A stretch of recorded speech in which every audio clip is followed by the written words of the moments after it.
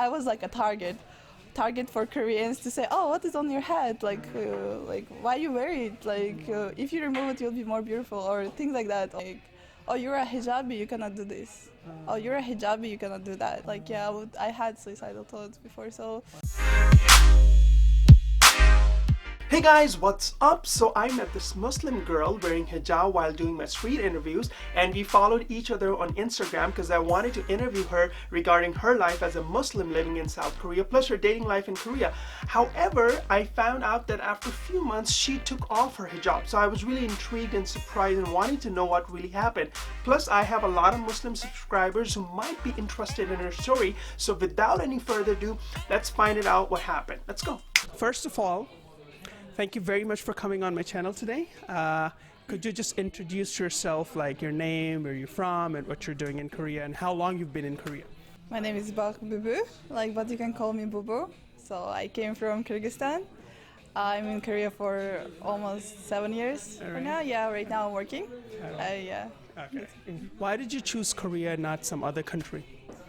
Oh wow, that's a long story. Okay, you can tell us as much as you can. I just came because I was interested in political and economical development of country. So, being naive 18-year-old girl, I was like, oh, I'm gonna change my country. So I came to learn, and then go back to my country. Okay. And, yeah. There is something like you have some physical features of, you look a little bit Korean.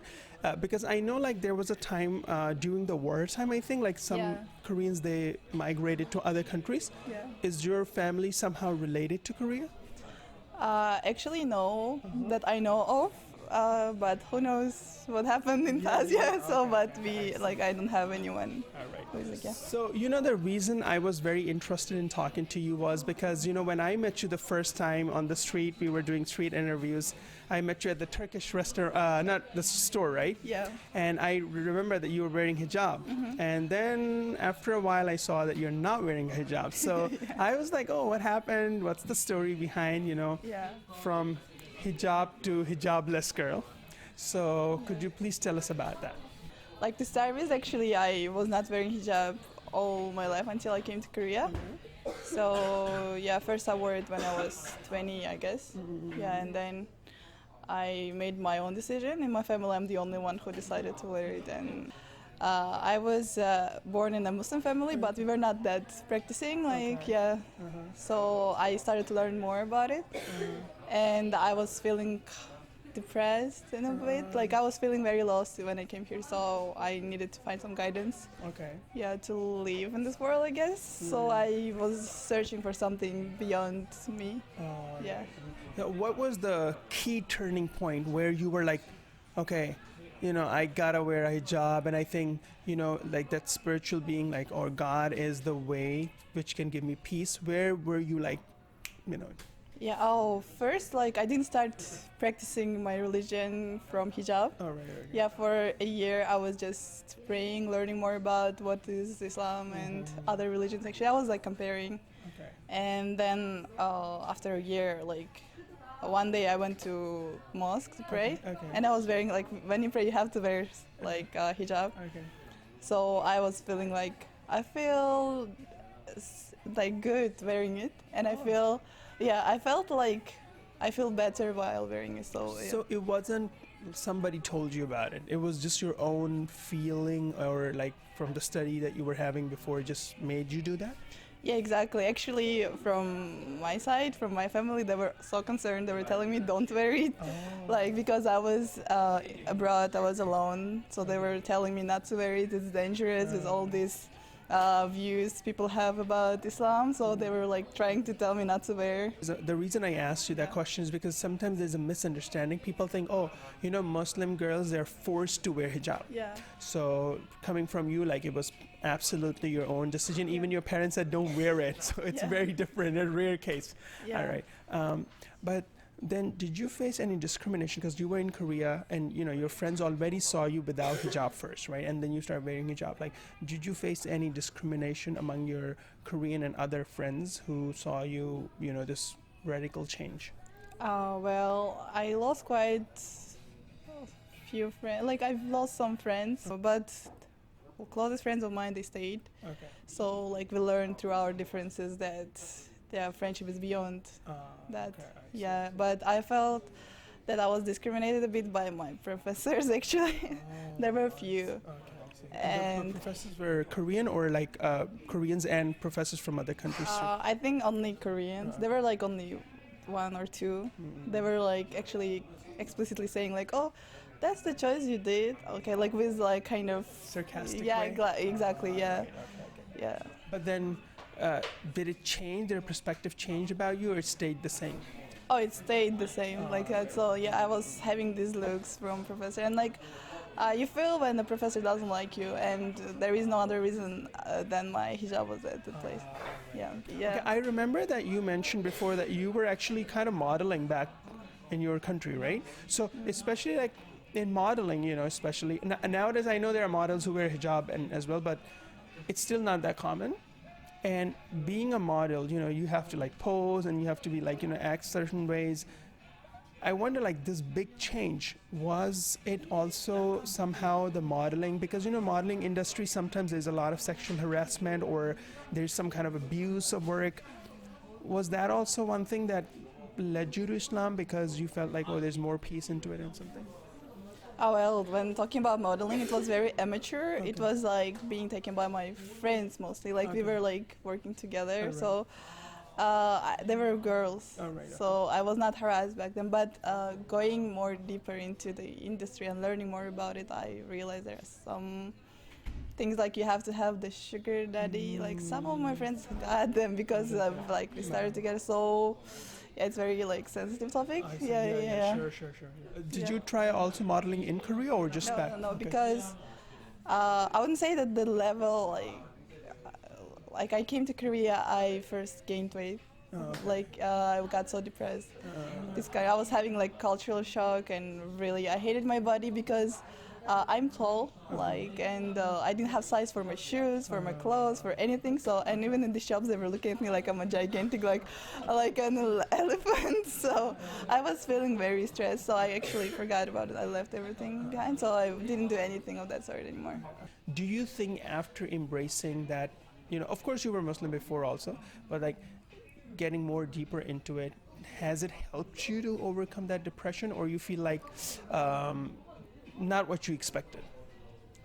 It actually helped me to fulfill the emptiness I had. And if I didn't have a religion, maybe I would not be even here, I guess, because I had suicidal thoughts before. So actually, yeah, and I was really unhappy. The depression was very, very bad, and I was really deep, like thinking deep about so many things, and I never found an answer, and I was feeling like this world is unfair, and I didn't want to be here anymore. So In Korea, you know, like Korean, I know it's there are a lot of Christian people here and also Buddhist, but a lot of young people are not into religion. They're very free and all.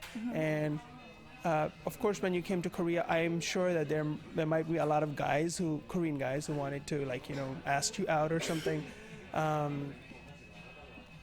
Did the religion stop you from not dating them? Because I know in my previous interview, like, there was a Muslim girl, she was like, in Muslim Islam religion, we are like encouraged not to have a physical relationship with another.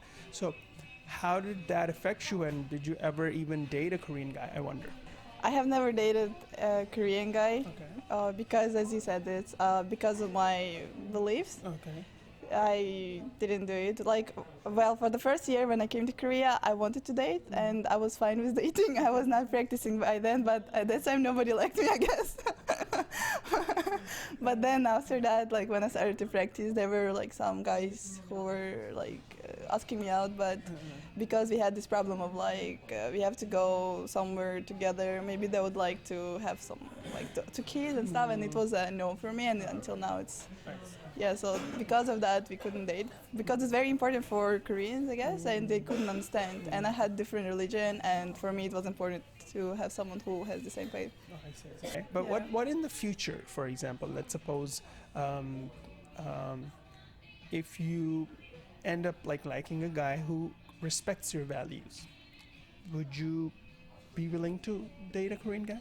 Even he's not Muslim, but he respects what you believe in, and then he kind of, no, I'm not Muslim, I don't want to convert to Islam, but then I will respect whatever you say and we can go together. What do you think? Are you open to it then? I think there is a question of children, how we gonna raise them, because for me it is important that they are Muslim, because it is what I believe in. And if the person that I would be together with, and despite being respectful and all, I know the problem will come, and they will be having these issues with what they're gonna do with the baby. Do we do like, I don't know, circumcision if it's a boy, or like all those small things. So I don't want to have these conflicts. I want babies, like my children, to have a very peaceful family, like without this stress having about like they will have identity crisis. Yeah, so later I want them to choose by themselves, because I chose myself, like their religion, and then to practice. So I want them to have this freedom, but I still want to show the example before. Yeah. Okay, I see. But don't you think, like, let's suppose if the guy, for let's say he's Christian or some other Buddhist, probably. Yeah. You know, he can show his good example, you can show your good example, and then they have the right to choose. No? What you think? I think because my religion is very important to me, like yeah, because I want them to have this example of a Muslim father. A lot of people, when they come to Korea, they maybe are very religious if they're Muslim and all, or Christians. But then, you know, here they kind of change because of like K-pop, and it's like life is exciting. There's so much clubbing and partying. And you on the other side, you change. You came all this exciting and fun-loving girl, and then you changed. So that was something surprising for me. Recently, you took hijab off. So I wonder, why is that so? Oh well, yeah, I get this a lot actually. Everyone is like, did you kill someone? So you're trying to pray to God so he forgives you for that. But yeah, like I think everyone has their own path to like to God. So I found it this way. But as for wearing hijab, when I was wearing hijab, I had this purpose. Like I was wearing it only because it was the commandment of God. So, but later, with time, with years, it was becoming something like, oh, you're a hijabi, you cannot do this.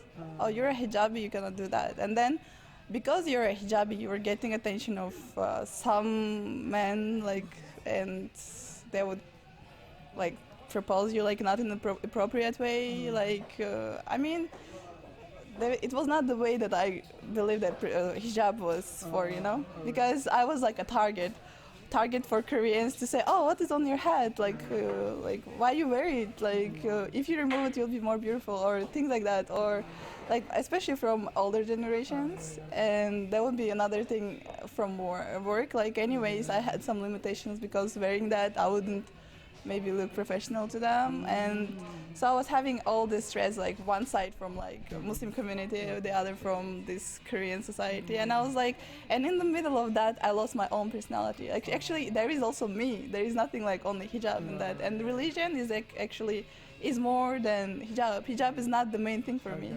Like, there are things that I want to have, like being good person, and like believing in one God. These are the most important things, and praying. But people put so much attention to hijab, like, and have these assumptions about you. Like, you're wearing hijab, you're like this. You cannot be like having fun. Like, you should not laugh too loudly because you're like, oh my God, you have to be example. Like, but what kind of example I have to be? I'm just living my life. Like, I'm not the one who will guide someone or misguide someone for this. Yeah. There was a moment that I didn't want to be seen, like, identified as Muslim for a while. Like, I just wanted to blend in. Like, I got so tired, like, inside me, like, not because, I don't know why, I really felt like it was physically difficult for me to put it on, because, like, I felt that my action, like, it was act of worship for God, I believe, so it was hijacked by other people. As a Muslim living in Korea, like, of course, before you were not wearing hijab, but then during the time you were wearing hijab, it's very obvious, you know, people can easily know that, oh, she's a Muslim. What were the difficulties you were facing on daily basis? You know, like, there could be small things that we might not think it's a problem, but it could be a problem for you. What were those small things that you faced, like, every day? When it is maybe like summer, all my colleagues would come every single day. Few times they would come, are you not hot? Like, and I felt it's okay to say like it once, but it's the same people saying it every day, because I never go to anyone in winter and say, are you not cold? Like, seeing these skirts, like shirts, because yeah, like, I always cover. I don't go to someone else and say, are you not cold? You know, because it's my decision, I feel fine. These questions are actually very like innocent in a way, but when they're repeated, it's getting into your nerves. Yeah. And when it comes to maybe food, they will be like, oh, you're like you're Muslim, or what should we do for you? Like, oh, should we go like to like eating place? Every time I felt so much burden to eat with someone because I have to search for halal food because I don't need halal. So I was like, guys, like let me live alone. I will go eat by myself. But they have this community-based like society, so it was very hard for them, for me.